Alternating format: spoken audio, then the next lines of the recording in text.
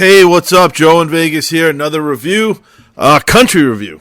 Man, every time I go to country, it's the same thing for me. Damn it, country, you done it again. Every time I go to a country show, I say to myself, I don't know why I'm not more into country. It's the strangest thing because I really enjoy every country show. I know I'm seeing the best of the best. I think I saw Carrie Underwood and Keith Urban. I've been to the Country Music Awards, the couple of those award shows, and every time Garth Brooks. This is all just in the last year. I'm so impressed with country. It's really an interesting thing. I find that when you go to a rock show, if you don't know any songs, it's okay. Like, it's just okay. It's good. The music's good. It's rock music. It's rock and roll. It's fine. But when you go to a country show, like I did last night with Miranda Lambert, I didn't know a single song. I knew that, no, that's not true. I knew the what's it called one? The House That Built Me. I didn't know it well, but I knew of it, and I've heard it many times. And at one of the award shows, I don't know if it was iHeartRadio or Billboard, it might have been one of the Country Music Awards, she came out and did Tin Man and just blew everybody away. I'm not sure which award show it was that I was at, and I was just like, wow. I actually looked it up, figured out it was Tin Man. I've never listened to it since, but I remember being blown away by it. So I did know those two songs.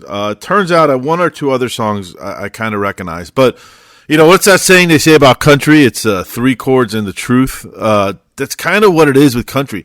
You can go to a country show. If you don't know any songs, first of all, the crowds are incredible. The crowds are die-hard.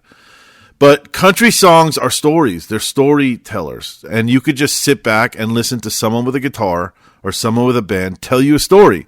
And it's a story that you can relate to because it's usually about love or heartbreak or getting drunk or having a party. And you can kind of relate to that no matter what genre of music you're into. And no matter if you've never heard the song, it's so clear. The lyrics come through so clear that it's like story time, and it's cool. And I liked it. And it was fun. And you just go and you get a little drunk and you sit back and Miranda will tell you stories. And you kind of know from social media, from media and TMZ, her past and her relationships. And you start to wind that in. Is she singing about this guy and her ex-husband? I mean, it was good, man. I really enjoyed that. Hell, country musicians are incredible entertainers. They're incredible showmen. They give you a show, big bands, big lighting, big sets, big dancing, big everything. There was one point, not sure which song it was. It was towards the end. I think it was the Gunpowder one, Gunpowder and Lead, where she had fireworks coming out of her jacket. You don't see that every day. That was cool. So I'll dig into the set list, but that was kind of my overall TED Talk on country music from a non-fan. I really enjoy it. I know Luke Bryan, who I've seen before, has a smaller residency now. I saw him at like MGM, and I also really enjoyed that. That was years ago.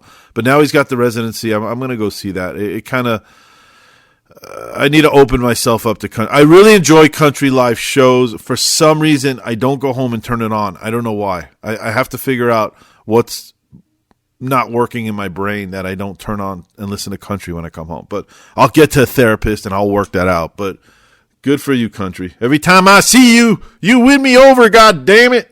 So let me get into the set list. There was a little change in this, and I'll try to remember exactly where it was, which I think from what I understood, it was kind of a surprise to everybody.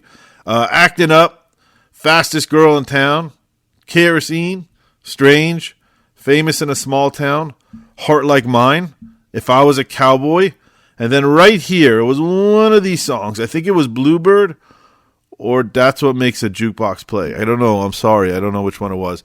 But she brought out, and this one I knew, she brought out those two other girls, I don't know who they are, from Pistol Annies, or Pistols Annie, or Pistol Annies. And they did Hell on Heels, which I actually knew that song. I remember that song. That was a big song. So I think that was a surprise. I don't think people were expecting that. It was a nice surprise for people. They went crazy when that happened. And then she went into All Kinds of Kind.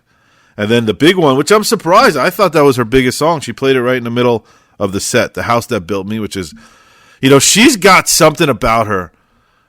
I mean, she her voice alone, the room gets silent. Even for the biggest songs, the room gets silent. People sing along a little bit. But she's got a way to shut a place down. And that's how I was introduced to Miranda Lambert at that award show when she just came in and did Tin Man. And she does the same thing with The House That Built Me. The place gets dark as fuck. Spotlight goes right on her. She's sitting there. She looks good. And she just uses her best instrument, which is her voice. It's not a guitar. It's not a violin. It's not drums. It's her voice. And she can shut down a room with that. That's why she's as big as she is. And she did that with The House. She did that a couple times. She did it with The House That Built Me. Then she did Automatic. And then Geraldine. And then Tequila Does, which is like just such a country song. It's just, I don't know. That just all those songs for me with country that are about drinking and getting drunk, and they're all fun, and they're all really well-written songs and very relatable songs. Only Prettier, White Liar, Carousel. I think that was another one of those songs where she really shut down the room. Everybody you just sit back and you're just in awe of her. I believe that's what Carousel was. And then Tin Man, which is the one I knew. And then it kind of got upbeat for her last bunch of songs, Gunpowder and Lead. You know, she had a great set, great set design throughout the show. There was fireworks, there was fire, there was really good lighting, really well-built set, big, loud Vegas show kind of set. So she did Mama's Broken Heart, Gunpowder and Lead, and then Drunk and I Don't Want to Go Home, and then she closed with Little Red Wagon. Yeah, I mean, there's not much to say. She's a hell of a performer. She's got one of the best voices, I think, in country music from what I understand and from what I've seen. The two times I've seen her, I've been really, really, really blown away by her. Good showmanship, good everything. It's a great show. Tickets were cheap, man. I was way in the back, dead center, and we paid $40 a ticket. $40 a ticket with the fees. I mean, Las Vegas, Planet Hollywood, major show, one of the biggest country artists of all time, and it's $40 a ticket. And I don't understand the disconnect between that and Taylor Swift going for, $1,000 a ticket. I no doubt Taylor Swift's the biggest thing on the planet. I get it. But some shows, I don't know what it is. Some shows in Vegas are just very affordable. The Jonas Brothers I went to, they're huge. I went to them a couple weeks ago. It was $50, $60 a ticket. So the key to tickets these days, because they're getting really, I only went to Miranda Lambert, I'll be very honest, is there was not a lot going on this weekend, probably because of Thanksgiving. My options were Aerosmith, that was crazy expensive, and I've seen this Residency probably 3 or 4 times. Adele, which everybody knows is $10,000 a ticket, so no thank you. I'll wait a year until they're down to a couple $100. And Miranda was the third best option, and the ticket prices just made it a no-brainer. Even if the tickets were $100 or $150, even $200 a ticket, it's worth it.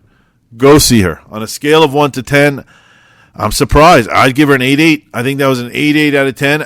If I knew the songs, like everybody knew every single word to every song in that crowd, they look like they're having the best night of their life. It would probably be in the 9s. I just didn't know the song, so I can't connect to them. But as a performance, as a show from a non-fan and a new fan now, 8.8 I think is a fair score. It's a solid score. It's a great show. Go see it if you're in Vegas. I appreciate it if you've seen her, if you love her, if you hate her. Leave some comments. Let me know what you think. I try to read all of them. There's a lot, but I try to read them. And thanks for listening and subscribe. And I hope these reviews help people who are coming to Vegas and thinking about going to a show. I can tell you, if you're coming to Vegas and you're not a fan of Miranda Lambert, you don't really know any songs, but you're looking for a good, affordable show to go see it. I didn't know a single I knew some, but walking in, I wasn't sure if I knew any songs, and really enjoyed that one. Thank you, Miranda. Thank you for listening. Have a good holiday season. I'll be back with more shows, I'm sure, and I will see you at the next show. Thanks. Bye-bye.